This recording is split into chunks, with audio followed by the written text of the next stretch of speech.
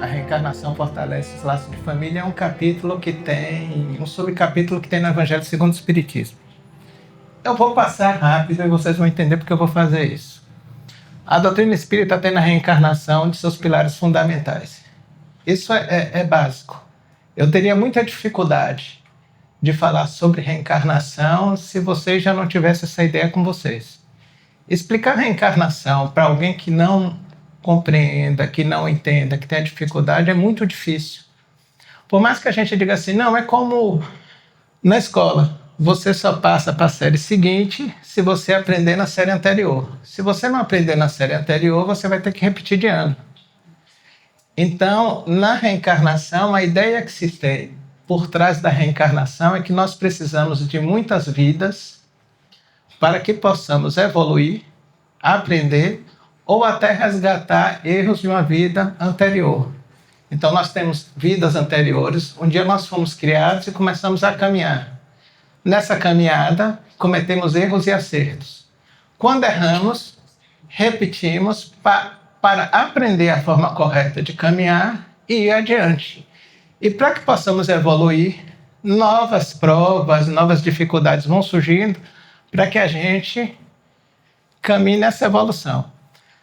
Um dos pilares fundamentais, porque a gente tem outros pilares, né? A gente pode pensar em Deus. Se você tirar Deus, não tem mais doutrina espírita. A unidade divina é a condição sine qua non, é a condição absoluta para que a gente tenha doutrina espírita.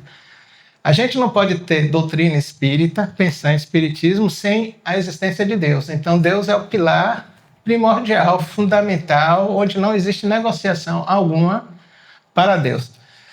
Existência dos espíritos como seres individualizados e imortais. Nós somos espíritos individuais e o espírito jamais morre.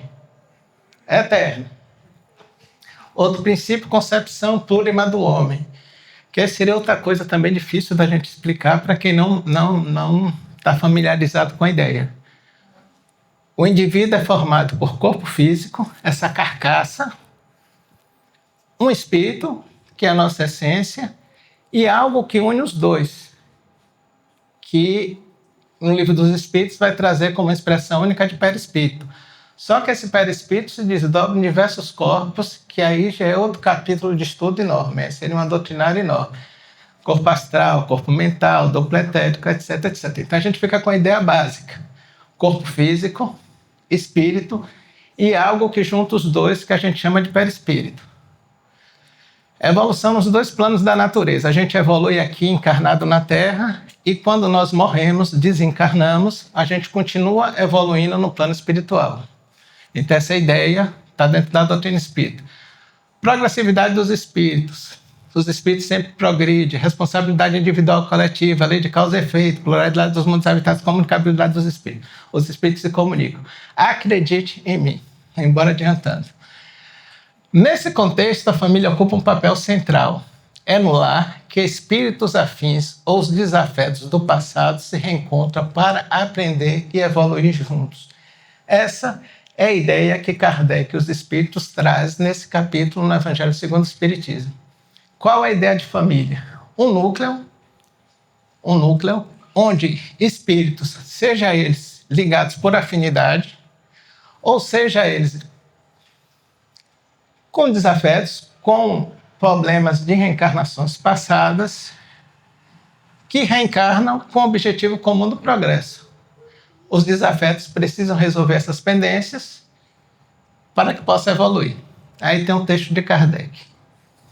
Os espíritos desenvolvem a ideia de que a reencarnação fortalece os laços de família, enquanto que a crença numa única existência pode rompê-los, destacando como a pluralidade das existências explica as afinidades e as desavenças no seio familiar. Eu vou dar um corte aqui. Vou sair desse slide e a gente vai falar de outra espécie de família. Eu tentei reduzir o máximo quando eu comecei a fazer isso. E aí, quando eu fui olhar o material que eu tinha só no meu HD, tinha para mais de 1.300 fotos. Eu digo, eu não vou conseguir passar 1.300 fotos no doutrinário. E aí pedi a Lisiane, pedi a Geisa, pedi a Lola, pedi a Ricardo fotos. E eles mandaram mais fotos ainda. Eu digo, não, é impossível trabalhar com isso. Qual era a minha ideia? O Círio do Calvário está completando 70 anos. O tema é família. Isso aqui é uma família. E é uma família desmemoriada. É uma família que não conhece a própria história dela como família. O irmão maior, a irmã, o irmão companheiro. E aí a gente chega a esses 4 morões. Se eu chorar, o problema é de vocês. Não, não dá para segurar. Você tem essas 4 figuras, não sei se vocês conhecem. Aristóteles Damasceno Peixinho, Elzo Ferreira de Souza, Zima Cabral e Serapião Alves de Andrade. O que é que esses indivíduos têm a ver com esta casa? Aquele primeiro cidadão era um perturbado. Ele mesmo que narra, né? Não, era muito perturbado, e aí bebia, ia pro centro perturbar. E um dia não me aguentaram, me botaram para fora. E aí os espíritos mandaram me chamar. E aí chama aquele rapaz. E aí foram chamaram ele. Aí ele contando, ele é engraçado. Quem conheceu o Peixinho, Gai tá ali e pode confirmar, é um dos indivíduos mais pataconhentos que eu conheci. Né? Cheio de, não, aí tá, e tal. E aí me chamaram, eu parei de beber. Eu tinha 3 namoradas, mas só fiquei com Rosa. Não foi Rosa. Aí dona Rosa confirma, é verdade. E aí me tornei espírita. Comecei a estudar, etc. O Centro Espírita de Serrinha tem uma história fantástica. Ele é fundado por uma comunicação, por Lourinho, onde se dá um endereço da Federação Espírita Brasileira, à época no Rio de Janeiro, manda pedir aquelas obras, eram as obras de Kardec, volta, e aí eles fundam o Centro Deus, Cristo e Caridade, começa com Lourinho, e depois chega essa figura, que vai dar continuidade. E aí Peixão está lá, trabalhando e tal. Em Macaúbas tinha um promotor, chamado Elzo Ferreira de Souza. Aí eu posso fazer fofoca, que ele não está aqui para puxar minha orelha. Eu conheci um desembargador chamado Marinaldo Basta. Aí o doutor Marinaldo disse, você conhece Elzo? Eu conheço. Aí você sabia que ele era o promotor dançarino? Eu digo, como assim promotor dançarino? Não, ele dançava bem pra caramba. Ele fazia os bailes lá no interior. Aí tinha uma menina que ia fazer 15 anos e não tinha condições de bancar os 15 anos. Ele foi, se cotizou com o pessoal, fez os 15 anos. Eu digo, tá bom. Elzo vai para a Serrinha cobrir um promotor que estava afastado por motivo de saúde. E quando ele chega em Serrinha, por ser promotor, o Centro Espírita Deus, Cristo e Caridade convida ele para fazer uma palestra. E aí ele aceita. Ele disse, eu não sabia nada da doutrina espírita. Aí me chamaram para ir falar. Eu escutei um programa da LBA, da LBV, da Legião da Boa Vontade, de Paiva Neto, fiz umas anotações e fui para lá. Quando chegou lá, aí Peixinho interrompe. Não, quando ele chegou lá, ele começa a falar, olha, vocês deviam ter mais juízo e convidar pessoas espíritas para casa. Eu não sou espírita e vocês me convidaram. Peixinho levanta e diz, ele é um dos nossos. Nisso constrói a amizade, os laços de afinidade, os laços de família se aproximam. Peixinho chama ele e diz, olha, a gente tem um trabalho aqui, uma campanha, a gente vai tirar alimentos, venha fazer parte e tal. E aí começa uma amizade que vira eterna. E era tão engraçado quando os dois se encontravam, eles brigavam. Mas era uma briga de irmão. Exemplo, está no congresso, aí Peixinho vira para mim e diz, quer ver Elza se chatear? Aí ele ia, Elza estava numa roda com o pessoal da Federação Espírita Brasileira, as autoridades todas, ele parava assim na frente dele e dizia, eu te amo. Aí Elza, tá no papo, Peixinho. Aí ele ia de novo e dizia, eu te amo. Elza empurrava ele, ele ia na terceira, eu te amo. Aí Elza agarrou ele, deu um beijo, eu também te amo. Ele, Era o tipo de relação entre os dois. Uma relação fantástica. A licença do promotor termina e Elzo tem que voltar para Salvador. Se afasta. E aí dá uma lista a ele de comarcas do interior para onde ele poderia ir. E nenhuma era próxima à Serrinha. Nenhuma que ele conhecesse, né? Serrinha ali, Tucano, mais próximo. Nessa época, Peixinho tinha ido para Salvador para comprar farinha para o armazém. E aí ficava na pousada, Elzo foi lá na pousada visitar ele, e quando ele foi entrando, Peixinho disse, por que você está tão triste? Ele disse, não, me deram aqui uma lista de comarca e não tem nenhuma próxima à Serrinha. Quando o Peixinho olhou para a lista, apontou, não, vai para aqui, Queimadas, é na direção de Uauá. Porque tudo dele era Uauá. Tudo de Peixinho era Uauá. É na direção de Uauá. Elzo veio para Queimadas. Foi assim que Elzo Ferreira de Souza chegou aqui como promotor dessa cidade. Chegando aqui, por incentivo e influência de Peixinho, porque acho que não tem um maior fundador de centro na região do que Peixinho. E era engraçado, porque Elzo era resistente à fundação de núcleos, e Peixinho. E um dia eu disse, como é que você se dá com Elzo? Se você vai e fica toda hora incentivando, bora fundar centro, bora para cá, e Elzo tá. Ele disse, meu filho, eu queria ficar no quintal da minha casa, em posição de lótus, orando. Mas me deram uma tarefa diferente, que é de fundar centro. Então, temos que fazer essa tarefa. A tarefa de Elzo é outra. A tarefa de Elzo é fantástica. A minha está em outro patamar. E assim, chegando aqui, ele encontra com essa senhora e com outros indivíduos e começam a fazer o evangelho no lar, começam a estudar a doutrina espírita, até que é necessário construir um núcleo, mas é um capítulo mais à frente, e eles constroem aqui. E aparece essa figura 2 anos depois, quando o Elzo é transferido para Salvador. Há um problema com o promotor, e aí ele, para tentar evitar esse problema, ele vai para Salvador, e é interessante que ele pergunta a Marco Antônio, o espírito, Marco, eu estou indo para Salvador, como é que vai ficar a casa? Ele diz, do mesmo jeito que você deixar. Não, mas eu trabalho, insistindo. Aí Marco, sensibilizado, disse, olha, daqui a 2 anos vai aparecer um jovem que vai dar continuidade ao trabalho, e o jovem era essa figura. Eu não sei bem dizer quem são. O primeiro é o pai de Adileuza, o seu Oswaldo, que foi o pedreiro, digamos, que construiu essa casa. Seu Juvenal, que foi quem doou o terreno da casa. Seu Raul Torres, né? E a esposa dele, Dona Angélica, que auxiliava na casa. Essa é a grande figura.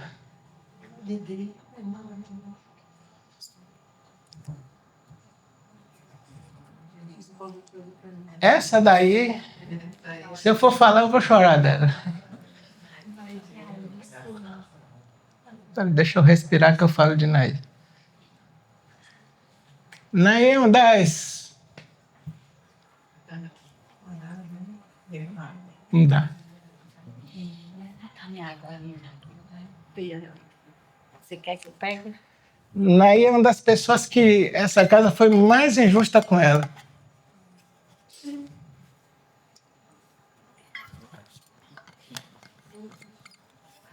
Só quem sentava com Naí e tocava o coração dela e permitia que ela falasse vai compreender quem foi essa figura. Porque se você imaginar assim, como é que alguém acorda, tá lá nos coxos, lá longe, e um espírito da envergadura de Manuel Francisco vai buscá-la em casa e vem iluminando o caminho todo até ela chegar aqui. Ela vem para a mediúnica, termina a mediúnica, o espírito pega de novo e vai iluminando o caminho dela todo até chegar em casa. Quem é Manuel Francisco? Que espírito é esse? Manuel Francisco é um espírito que Elzo nunca incorporou. Elzo diz assim, eu tenho uma ligação muito grande com esse espírito, né? Tenho comunicações, Elzo trazia comunicações, eu não sabia quem era. Eu digo, quem é Elzo? Ele disse, eu não sei. Esse espírito é tão interessante que, quando eu começava a fazer a doutrinária, Elzo narrando, quando eu começava a fazer a doutrinária, ele se aproximava. E era uma onda tão amorosa, meu filho, que se quando eu terminasse de falar, nos 5 minutos seguintes, se você dissesse assim, assina o cheque em branco, eu assinava e ele dava sorrindo. E Elza era seguro. Ele disse, eu assinava e ele dava sorrindo. Porque a onda de amor, de amorosidade que esse espírito trazia, era tamanha que eu não sei quem é, nunca não conseguia incorporar e tal. E esse espírito que se apresentava na forma de lua ia buscar Naí e trazia Naí. A evidência de Naí era tão impressionante, tão fantástica, que qualquer um de nós tivesse esse tipo de mediunidade se perdia. Ele dizia, Naí viu o quê? Ela disse, eu estava lá dormindo, o espírito chegou, começou a tocar fogo em mim. Eu levantei e disse, o que é que você quer? Comecei a conversar com ele, ele disse que assim, eu digo, não, você só vai sair daqui depois que você ouvir uma página de Paulo Estevam. Eu abria Paulo Estevam e começava a ler, e aí depois eu abria a porta e ele ia embora. Desse tipo de criatura com humildade, com a fé, com uma... E a gente achava que era Naí dos Costa. Eu digo, eu vou chamar ela de Naí dos Costa, ela derrubou uma garrafa. A gente tinha um preconceito, não tinha compreensão, não tinha dimensão e não sabe nem quem era aquela figura. Quem é essa figura? De uma simplicidade, de uma humildade, de uma grandeza de alma, de uma generosidade. Mas só quem se aproximasse dela poderia beber desse sorriso. E a risada dela era qualquer coisa de fantástica.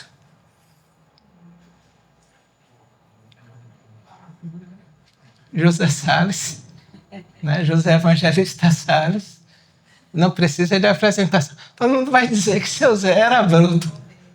Seu Zé do Correio era bruto. Era a natureza dele. As pessoas também não sabiam chegar a ele. Eu tenho gratidão para o seu Zé, porque grande parte da leitura que eu tenho vem dele. Porque naquela época, hoje vocês compram livro, baixa no Google, tem acesso. Em 1991, quando eu cheguei aqui, a gente não tinha livro. Né? Quem tinha livro era quem investia, era Serapião e São Zé. E Geisa, que naquela época já era rica, já trabalhava, comprava livro. Mas ninguém tinha mais livro aqui. E os livros eram difíceis, você tinha que pedir o livro no Rio de Janeiro.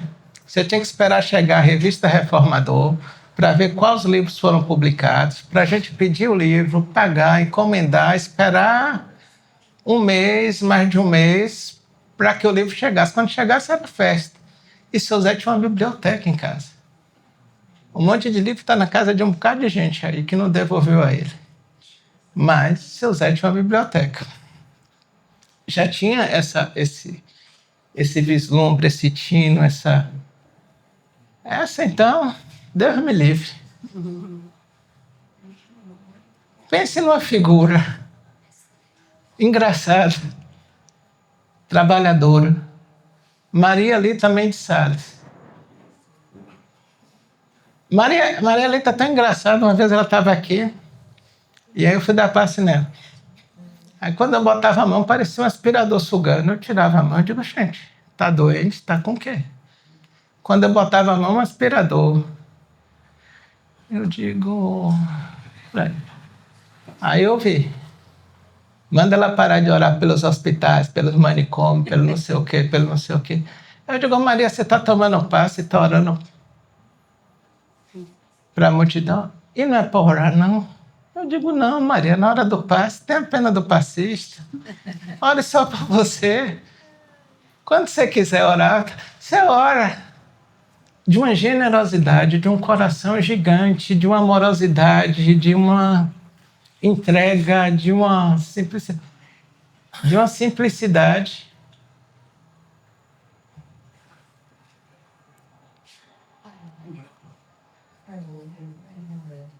Seu Antônio Berto, esse menino gostava de rodear dele. Sérgio está ali se acabando de dar risada, só em ver a figura. E a frase que ele está lembrando, com certeza, é: Deus não tem borracha para pagar seus pecados. Seu Antônio Berto era um protestante que veio para cá e participava dos estudos. Sempre participando, incentivando. E ele tinha essa frase clássica: são os trabalhadores da casa. Aí é para matar Marcelo. Cadê Marcelo? Dona Cideilda.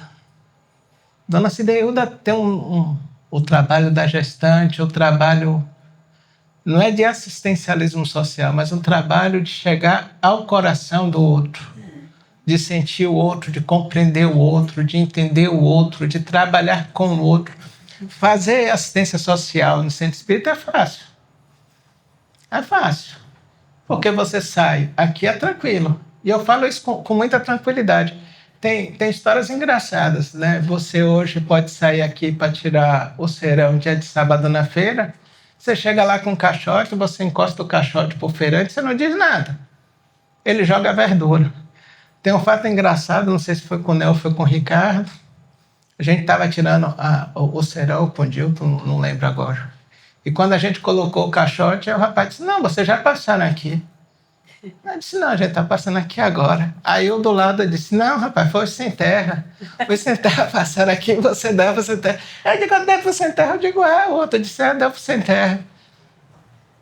E o mais interessante é que se você for olhar as duplas que iam tirar serão, são as duplas mais fantásticas que já existiu. Belo, já tirei serão com Belo, com Bajá, com Nel, sem problema nenhum, sem preconceito algum, e basta você encostar e a doação chega. A doação chega nessa casa com facilidade. É difícil o pessoal da casa meter a mão no bolso e tirar. Aí pode ter certeza que tem escorpião no bolso. Mas os de fora, quando se pede, com tranquilidade chega. É muito fácil fazer caridade na casa espírita. É muito fácil fazer assistencialismo. É muito fácil montar um farnel. Marcelo faz um grupo de WhatsApp, chega. O difícil é você sentir o outro, você compreender o outro, você levar o farnel e você conseguir levar algo além do farnel. Essa que é a grande dificuldade. Você conseguir tocar o coração daqueles indivíduos. Você conseguir tocar a alma desses indivíduos. O pão material é fácil. Agora o coração, sentir. Dona Cideilda conseguiu fazer isso. A gente tem as figuras. Esse é Aristóteles Damasceno Peixinho. E aqui é Elza Ferreira de Souza. Pela cara dele, você já vê a figura. É interessante. A gente pode contar a história agora deles. Tem uma história bem interessante, acho que Gai nem sabe dessa história. Estava no congresso com Elzo. E aí passa Clóvis Nunes. E aí disse, Elzo, os meninos lá da Europa captaram via transcomunicação a imagem de Marco Antônio. Aí Elzo fica... Não, cadê? Não trouxe hoje, amanhã eu trago, eu te mostro, você quer ver? Eu digo, cara, Elzo gostava, Elzo era muito entusiasmado com o novo, com tudo que... Elzo era uma figura tão fantástica, deixa eu abrir um parêntese, só para não perder no horário. Era uma figura tão fantástica que André Peixinho dizia que ele era a biblioteca de Alexandria. Elzo saía de casa para chegar para o centro, ele tinha que passar sempre, todos os dias, numa livraria.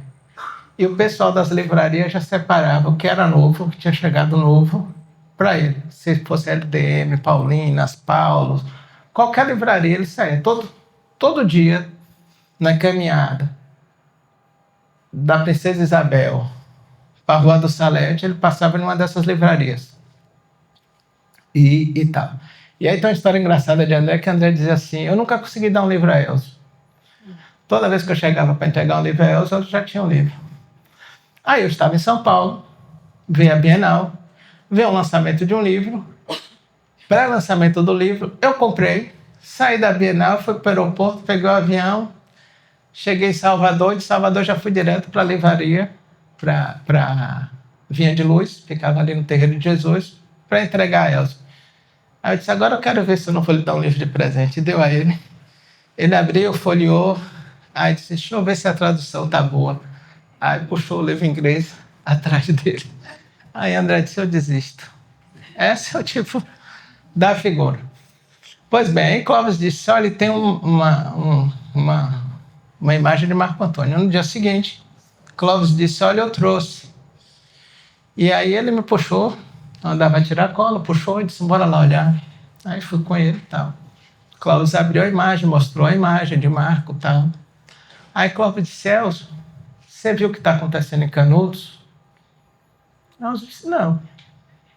Canudos completou 100 anos e está aparecendo um fenômeno de potengaste e tal, fantasma para lá, para cá, etc. O prefeito foi lá e aí de dentro da casa saiu, não me lembro agora se foi um facão ou um machado, saiu e bateu na árvore e tal, etc. E me chamaram para ir lá. Eu gosto dessa coisa de transcomunicação, ia levar os aparelhos para medir energia, tal, etc. E aí fui. Quando eu estou saindo de feira, que eu botei a caminhonete no asfalto, caiu um chumaço de lama no capô da caminhonete. Parei a caminhonete, brincadeira é essa? Olhei, ninguém em volta, olhei para o céu de feira, o céu todo azul, e aquela lama em cima do carro. O telefone toca, era alguém de Canudos, disse, Cláudio, você vem para cá hoje? Ele disse, estou saindo de feira. Ele disse, não venha não, está chovendo tanto que a estrada está enlameada e não dá para passar carro. Ele disse, rapaz, caiu um chumaço de barro aqui na caminhonete. Eu vou passar em Serrinha, vou chamar Peixinho e vou com ele. Aí foi para lá, foi para Serrinha e disse, Peixinho, está acontecendo isso e isso em Canudos. Eu vou vir passear aqui e queria que você fosse comigo. Aí Peixinho disse, se fosse hoje, Peixinho, na linguagem dos meninos, disse, quem vai é o coelho. Mas Peixinho disse, eu não perdi nada lá. Não perdi nada lá, não vou não. Se os espíritos quiserem trazer para cá, que traga. Mas eu não vou lá, não perdi nada. Se você quiser, o problema é seu. Cláudio ficou triste e voltou para a feira. Passou. Um dia eu estou na casinha, a casinha é um círculo espírita da oração, eu era semi-interno do círculo espírita da oração, ia para a faculdade, a tarde toda ficava na casinha, de noite no trabalho na casinha, eu só ia para casa dormir. Aí eu estou lá na casinha, aí Elzo chega e diz, vamos ali comigo. Eu digo, ali aonde? Bora ali dar passo em Peixinho. Eu digo, o que é que o Peixinho tem? Ele disse, não sei, está doente. Está na casa, a princípio na casa de Eleonora e depois foi para a casa de Ednole. A gente foi para a casa de Eleonora. Aí ele disse, olha, eu trouxe aqui o menino vai lhe dar passe. Naquela época era menino. Aí quando eu botava a mão, o Peixinho dava um pulo, dava 3 saltos mortais para trás, caia longe. Disse, esse menino vai me matar. Porque esse negócio que pega em mim dá calor e dá frio, eu tô com... não sei o que eu tenho. A Eleonora disse, olha, Elzo, a gente já fez todos os tipos de exames, já tirou o sangue dele, já mandou para a Alemanha, já fez isso, já fez aquilo, e a gente não descobre o que ele tem. Tá, isso ia, voltava, eles dois começavam a discutir, aí começava a falar comentar evangelho, por exemplo. Jesus entrou no templo e derrubou tudo. Aí Peixinho disse, mas foi um chicote fluídico. Eu disse, tomara que ele dê uma chicotada fluídica em você, para você ver o que é que acontece. E ficava naquela coisa. Ele foi para a casa de Eleonora, de Ednole. A gente ia para lá também dar o passe da confusão. Um dia Elzo chega em casa, Yoga Rishna, que a gente chama de Yogin, um espírito hindu, mentor de Elzo, vira para Elzo e disse, vá na prateleira, vá naquela estante ali, na prateleira número 3, na pilha número 4, pega o livro tal. Elzo foi, pegou o livro. E alguém disse, abra na página tal. Elzo abriu, ele disse, esse é o problema de Peixinho. Ele leu, aí liga. Descobri aqui, alguém falou tal, problema tal, amanhã a gente vai lá e vou mostrar ele. O que o livro descrevia era um livro hindu. Elzo lia livro hindu. Elzo lia todo tipo de livro. Todo tipo de livro Elzo lia. Hindu, protestante, católico. Tinha uma coleção de evangelho, William Barclay, pastor protestante.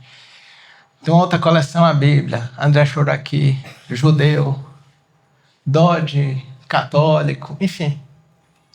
Yogananda, Ramakrishna, etc, etc.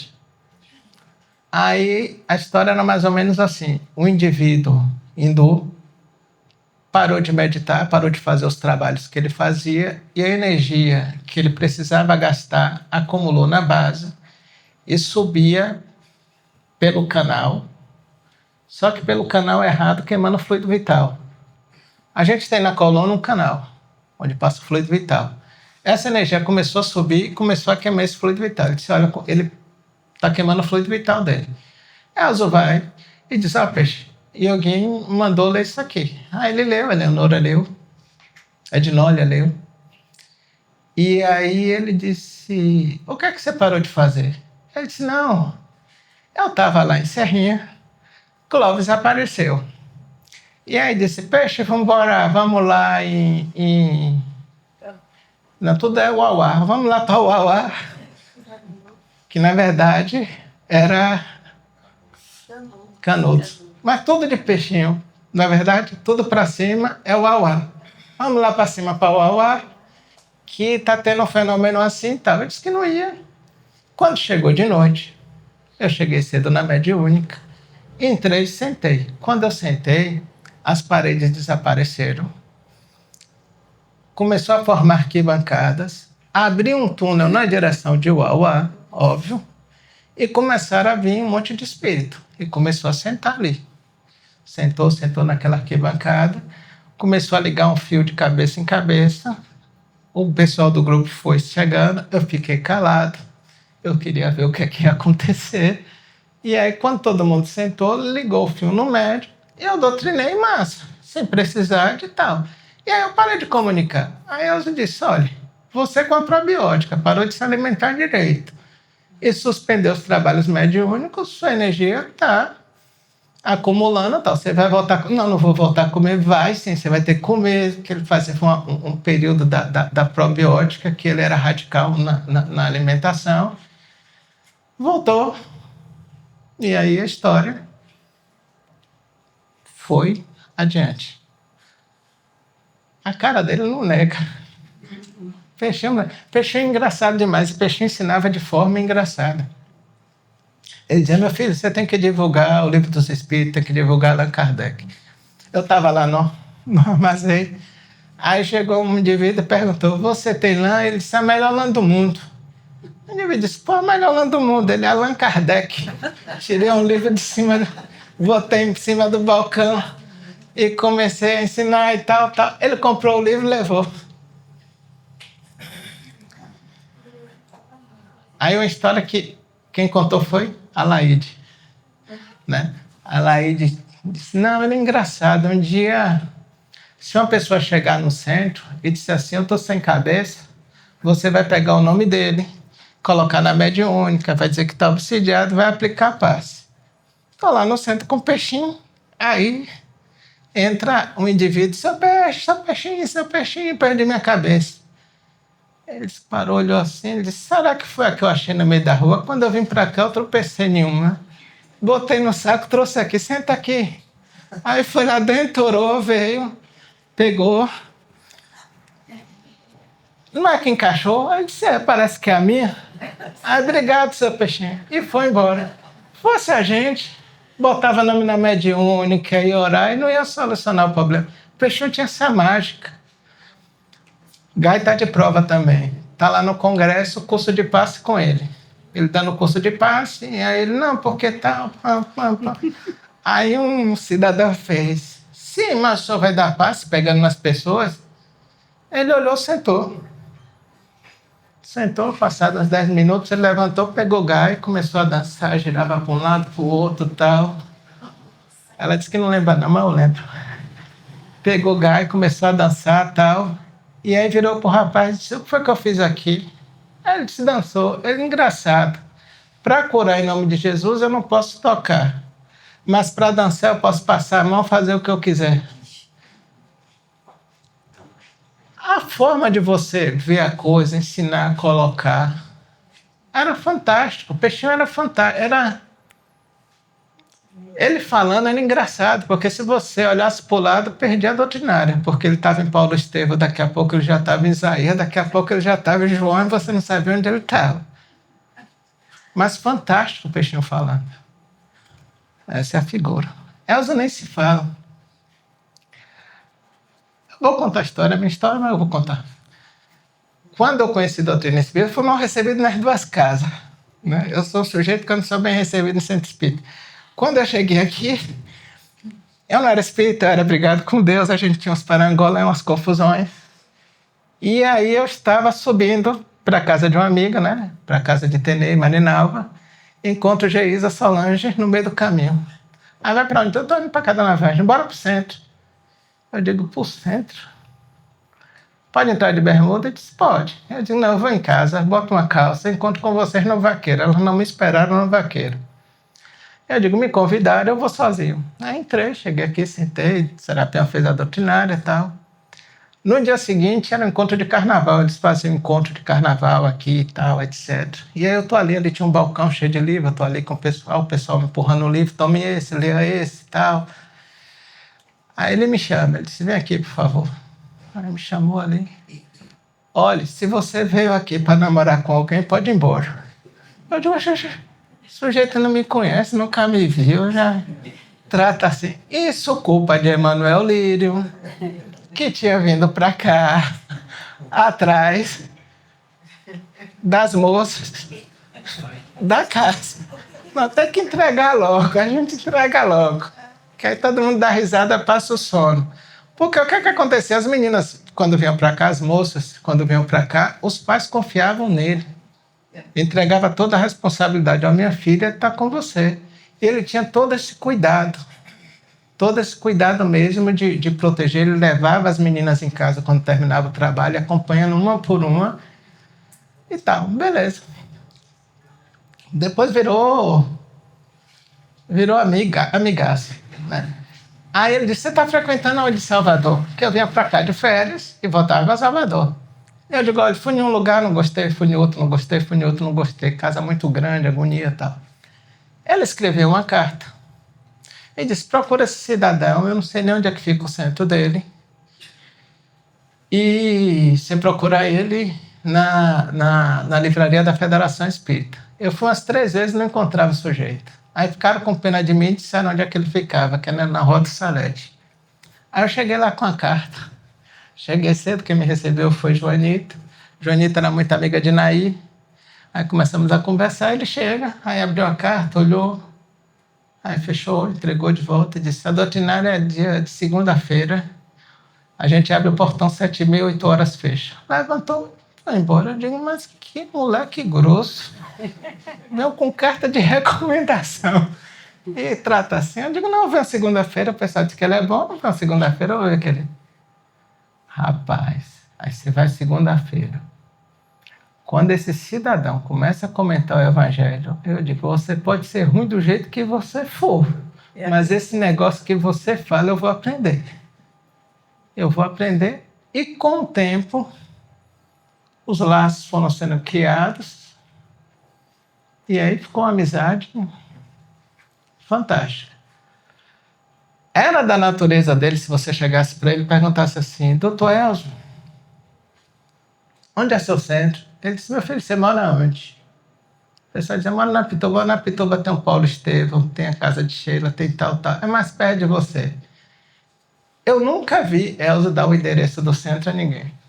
As pessoas que perguntavam, eu nunca vi.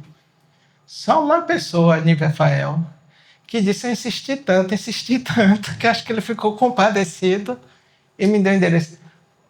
Não era que ele dificultava. Se você de fato tem interesse, você vai chegar lá. E era uma frase muito dele, meu filho, eu prefiro trabalhar com os gatos pingados do que ter casa cheia com gente saindo pelo ladrão. Que aí a grande diferença dele para Aristóteles Peixinho. São trabalhos diferentes. Peixinho buscava a casa, porque era tarefa dele divulgar a doutrina espírita, levar a doutrina espírita. É um trabalho mais especializado. Essa figura acho que quase ninguém aqui conhece. Alguém conhece? Eu conheço. Só Edileuza. Só Cocó. Só o Cocó conhece. Elísio da Rocha Dória. Edileuza estava contando a história dele aqui ontem. Aquele cidadão, quando veio pra cá, que Naí estava lá com as turras, que não ia trabalhar, etc, etc. Seu Dória é engraçado, porque Elza chamava ele de campeão da caridade, não chamava nem ele pelo nome, nem por Dória. Ele dizia, Dória é o campeão da caridade. Ele disse, Dória é tão doido que Dória estava em casa. Eu conheço hoje a filha dele, Márcia. Márcia Rebouças faz parte do grupo que a gente está lá. Ela disse, papai levantava de noite, do nada, e dizia, eu tenho que ir no pronto-socorro porque tem uma pessoa lá me esperando.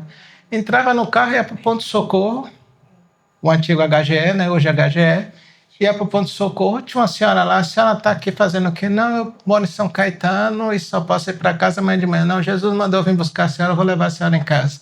Botava no carro e levava.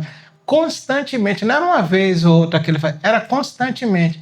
Ela disse, se você viajasse com Dória, você ia com o coração na mão, porque qualquer pessoa que estivesse na estrada, ele parava o carro e perguntava, está indo para onde? Para tal lugar, entra aí. Às vezes desviava o caminho, deixava a pessoa e voltava. Isso é tão fantástico que, se vocês pegarem um livro chamado Divina Presença, Psicografia de Elzo, por Yoguin, na capa tem uma mão em parafina. É um trabalho em parafina. O grupo do Círculo Espírita da Oração foi até Vila Velha, e em um trabalho de materialização por um médium chamado Júlio César Grande Ribeiro, Julinho incorpora Teresa de Jesus e ela enfia a mão na parafina fervendo de Julinho, do médium, e faz esse trabalho. É uma mão em oração e várias rosas. E aí, quando termina esse trabalho, o Julinho vira para Elza e disse, Elza, tinha um espírito aqui que eu nunca vi tanta luminosidade, e ele botava a mão para esconder a luminosidade e a luz atravessava as mãos dele. E disse que gostava muito de você. Elza disse, quem é? Ele disse que o nome dele é Elísio da Rocha Dória. E a gente nem valoriza. Aí Elza disse assim, não, quando o Dória chegou aqui na inauguração, já tal, tarde, eu perguntei a ele, ô Dória, como foi que você achou o centro? Porque o motor estava desligado, não tinha mais luz na cidade. Ele disse, não, aqui tem um farol. Tem um farol, e quando eu cheguei lá em cima, na frente da cidade, vi o farol, eu digo, não, só pode ser ali, aquele farol ali só pode ser o centro espírita. Desceu com Fusca, com carro, e aí veio bater aqui. A gente não tem nem ideia do que é essa casa. Nos 50 anos, é pena que essa gravação ficou ruim. Ainda tem uma gravação, mas está ruim. Naquela época, os gravadores eram de qualidade mais inferior do que se tem hoje. Eu peguei o diacho do gravador e botei ali na mesa, porque o Zé fazia palestra. Só que ele ia desligar. Eu botava o gravador e desligava. Aí eu peguei o gravador e fiquei ali da janela gravando. E no final tem uma comunicação de Marco Antônio Espírito. Quem está curioso é o mesmo Marco Antônio de Cleópatra. Agora quem quiser que vai perguntar, Marco, cadê Cleópatra? Que ele vai responder, deixar os mortos aos cuidados dos mortos, como já foram perguntar. Aí, no final da doutrinária, Elzo nunca deu comunicação, nunca, Elzo nunca deu comunicação em público, nunca. No final dessa palestra, Marco começou a briga dele e Marco para comunicar, Marco ganhou. E aí tem essa comunicação. E no meio dessa comunicação, Marco disse, essa casa é um farol fundado em nome, por ordem do nosso Senhor Jesus Cristo. Então não é uma casa qualquer. Os Filhos do Calvário não é uma casa qualquer. Aí vocês vão reconhecendo quem é, a figura Elzo. Essa é a casa inicial. Não. O jardim inicial.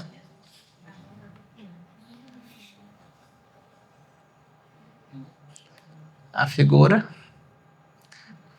Seu Raul Torres e Dona... Está chorando, ela? Seu Juvenal. Essa moça parece que é a Maísa. Marisa. Hã? Marisa. Voltar? Olha ele. Olha lá, Bela. Quem é? Antônio Cabeção foi albergado aqui antes de voltar à construção. Eu ir lá e cuidar. Olha. Ela que está botando apelido no rapaz. O nome do rapaz é Antônio. Ela está dizendo que é Antônio Cabeção. Olha como ela é malvada. É Cocó. Cocó que está fazendo aí. É seu Antônio. Tomara que ele puxe seu pé de noite. Maísa. É Marisa. Marisa. Eu não sei quem é esse povo. Eu sei que ali é Elzo, seu Juvenal e Marco Antônio. Meninita, Edileuza. É de Leusa? Não é de Leusa, não. Todo mundo diz que é de Leusa, mas não é de Leusa, não. Não, não é não. Edileuza trabalhou aqui na casa, acessando o carro, mas era menininha ainda. Cocó era menininha. Quando o Cocó desencarnou, eu boto o nome dela também, chamo ela de Cocó. Naielze, Marco Antônio. Marco Antônio é um confrade de Salvador. A figuraça. Você vê Naí, peão. Você vê que é o início mesmo do jardim aí fora. Ele está em todas. Você gosta de aparecer nas fotos, peão. Olha lá com a mãozinha dele na janela.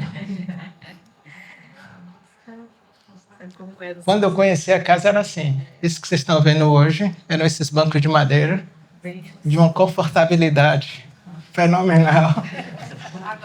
O chão era esse cimento amarelo e ali era a mediúnica e a sala de passe. Aí ia construindo lá. Eita, não, ele tá aí. Não, tava lá em cima. Olha lá. Ali, ó. Repara quem está sentado lá em cima do lado do tanque. Subiu a escada. Ele tá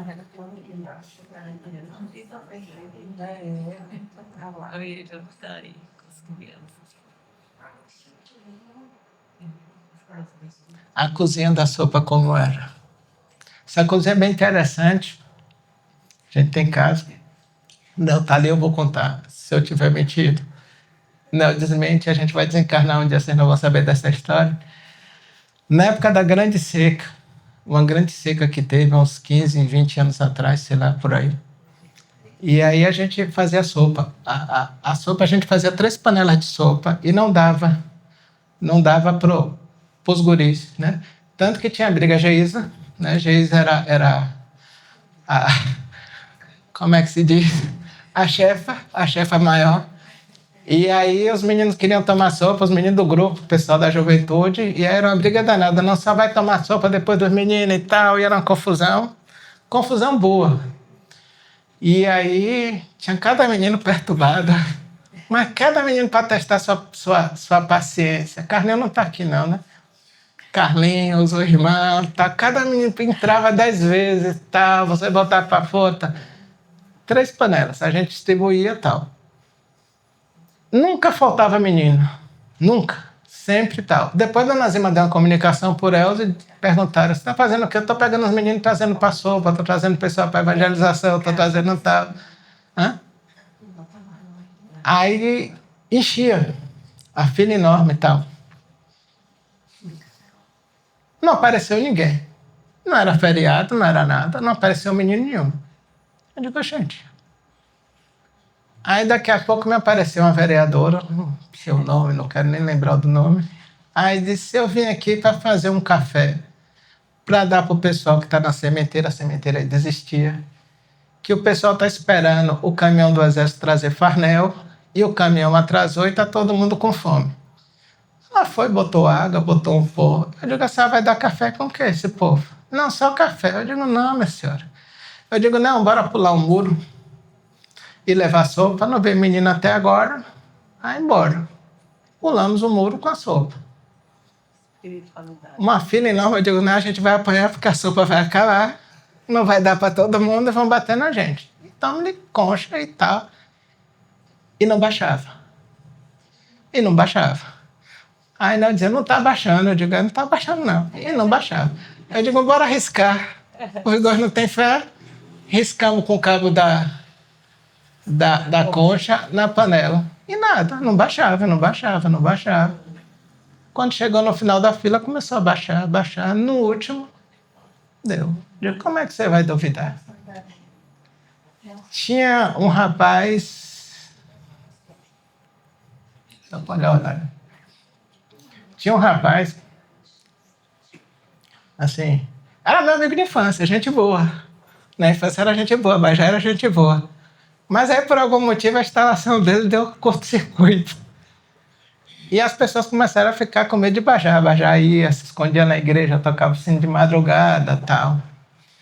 E um belo dia Bajá entra aqui, o menino perturbando nesse dia. Bajá entra aqui, ele estava carregando o caminhão do lixo. Sem camisa, sem nada. Eu quero sopa. Já tá aqui, Gervânia? Tá, deve estar. Gervânia, coitado, se tremeu. Bajá tá aí, Bajá tá aí. Marquinhos, manda ele embora. Eu digo, todo mundo com medo, as meninas não foi só. Gervânia se manifestou, mas todo mundo com medo. Eu digo, o que foi, Bajá? Eu quero sopa. Eu digo, não, lhe dou sopa. Agora você vai em casa, toma um banho, bota uma camisa e volta. Eu me dou bem com os doidos. Aí ele, se eu voltar, você me dá sopa? Eu digo, dou. Aí ele foi, voltou, não levou 10 minutos, chegou todo cheiroso. Desodorante da Avon e tal. Cadê minha sopa? Eu digo, senta ali, bota o osso. Botou o osso. Tá. Aí ele, quero outro. Eu digo, não, você vai ter que esperar os meninos tomarem. Se sobrar, eu lhe dou outro prato. Eu digo, você vai me ajudar aqui na fila. Bajá chegou na porta e fez assim, bateu a mão. Em fila! Já assistiu o desenho animal da Bim? Os meninos Bim? Em silêncio, eu digo, Bajá, semana que vem você volta de novo. Semana que vem ele voltou, na outra também voltou. Aí já eu disse, você não vai estar aqui a semana que vem. Quem é que vai lidar com o Bajá? Mas ele não apareceu mais, depois teve a fatalidade, ele desencarnou. Crianças, fantástica. A cozinha por fora. Aqui é o primeiro núcleo, do outro lado do rio.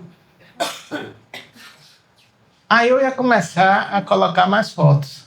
Só que eu digo, eu vou parar por aqui, porque não vai dar tempo. Aí eu ia começar com os trabalhos da casa, você está vendo a sopa antiga, né? Esse menino tudo educadozinho, tudo gente boa, tudo gente fina. E a sopa atual, toda organizada, a dona Judite na frente, as meninas e tal. Tem mais 1000 fotos para mostrar, mas a gente já está em 9 horas, vocês querem ir embora, quer ver a novela, tá.